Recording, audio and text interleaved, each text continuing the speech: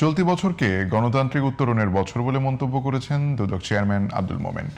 সকালে reporters against corruption র্যাকের বর্ষপূর্তি উপলক্ষে আয়োজিত অনুষ্ঠানে এমন মন্তব্য করেন তিনি। দুর্নীতিমুক্ত সমাজ গড়তে একজন ভালো শাসক দেশের হাল ধরবেন এমন প্রত্যাশার কথাও জানিয়েছেন দুদক চেয়ারম্যান। জান্নাতুল ফেরদৌসী রিপোর্ট।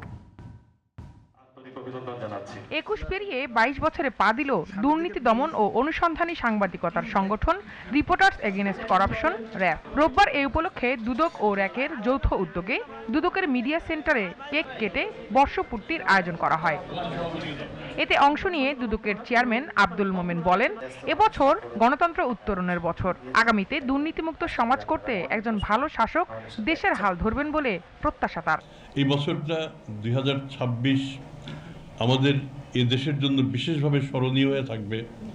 একটি বিশাল পরিবর্তনের পর এই সময়ে একটি গণতান্ত্রিক উত্তরণ হবে বলে আমরা প্রত্যাশা করতে পারি এই দেশে সুশাসন প্রতিষ্ঠা হবে এবং ভালো শাসক আমাদের শাসন করবেন। তিনি আরো বলেন, নানা সীমাবদ্ধতা থাকা সত্ত্বেও একসাথেই এগিয়ে যাচ্ছে দুদক ও র্যাক এবং দুর্নীতি দমন কমিশন। আমি অন্তত এই গত এক বছরে যেটুকু বুঝেছি হাত ধরাধরি করে এগোচ্ছে। অনুষ্ঠানে উপস্থিত দুদকের 2 কমিশনার বলেন, সৎ সাংবাদিক আর গণমাধ্যম দেশের স্তম্ভ। তারা সঠিক তথ্য প্রচার করলে দেশে দুর্নীতিবাজরা ছাড় পাবে না। আমি মন থেকে দোয়া করি র্যাক এর প্রত্যেকটা সদস্য যেন একটা দেশরত্ন হয় এবং র্যাক যাতে একটা রত্ন ভান্ডার হয়।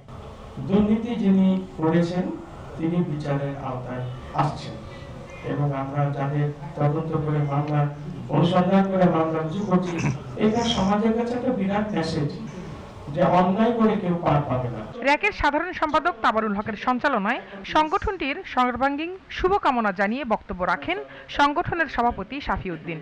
এছাড়াও অনুষ্ঠানে দুদকের মহাপরিচালক আক্তার হোসেন, জনসংযোগ কর্মকর্তা আক্তারুল ইসলাম, র্যাকের সাবেক সাধারণ সম্পাদক আদিত্য আরাফাত, তাওহিদ সৌরভ সহ র্যাকের অন্যান্য সিনিয়র সদস্য ও কমিটির অন্যান্য সদস্যরা উপস্থিত ছিলেন।